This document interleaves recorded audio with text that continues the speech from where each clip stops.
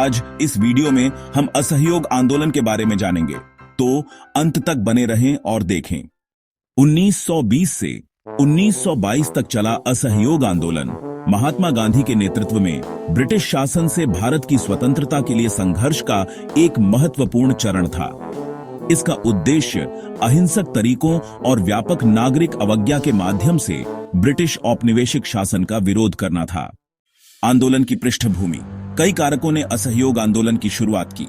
एक प्रमुख कारक 1919 का रॉलेट एक्ट था, जिसने ब्रिटिश सरकार को बिना मुकदमे के लोगों को कैद करने की अनुमति दी, जिससे व्यापक आक्रोश फैला।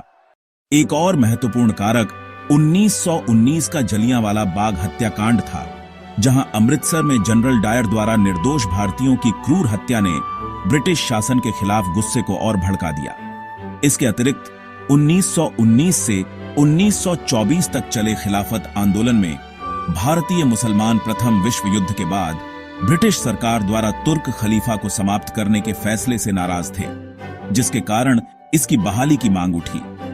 अंत में अधूरे वादों ने भी भूमिका निभाई। अंग्रेजों ने प्रथम विश्व युद्ध के बाद भारतीयों को स्वशासन या स्वराज का वादा किया था, लेकिन उसे पूरा नहीं किया। इसका प्राथमिक लक्ष्य अहिंसक प्रतिरोध के माध्यम से स्वराज या स्वशासन प्राप्त करना था।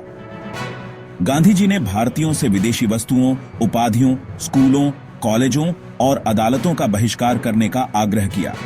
उन्होंने लोगों को सरकारी नौकरियों से इस्तीफा देने और करों का भुगतान करने से इनकार करने के लिए भी प्रोत्साहित किया। इसके अतिरिक्त स्वदेशी उत्पादों और खादी, जो हाथ से काता हुआ कपड़ा है, को बढ़ावा देना आंदोलन का एक महत्वपूर्ण हिस्सा था।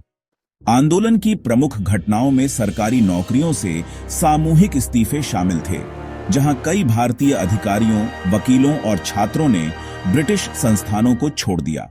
इसके अतिरिक्त विदेशी वस्तुओं का एक महत्वपूर्ण बहिष्कार हुआ, क्योंकि भारतीयों ने ब्रिटिश वस्त्रों का उपयोग करना बंद कर दिया और हाथ से बुने हुए खादी को बढ़ावा दिया। हड़ताल और विरोध प्रदर्शन भी प्रमुख घटक थे। देश भर में शांतिपूर्ण प्रदर्शन और हड़तालें हुई। हालांकि 1922 में चौरी चौरा की घटना ने एक महत्वपूर्ण मोड़ ला दिया।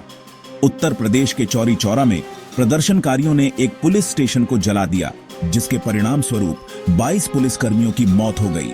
इस हिंसक झड़प के कारण गांधी जी ने आंदोलन को स्थगित कर दिया, क्योंकि वे किसी भी प्रकार की हिंसा का कड़ा विरोध करते थे। आंदोलन का प्रभाव गहरा था। इसने लाखों भारतीयों को संगठित किया और उन्हें स्वतंत्रता संग्राम में लाया। इसने ब्रिटिश शासन की नींव हिला दी और उनकी अर्थव्यवस्था को कमजोर कर दिया।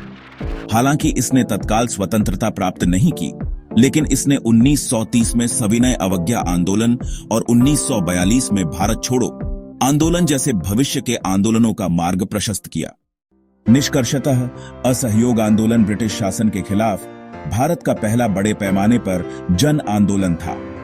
भले ही इसे हिंसा के कारण स्थगित कर दिया गया था, लेकिन इसने राष्ट्रीय चेतना को प्रज्वलित किया और स्वतंत्रता की लड़ाई को मजबूत किया।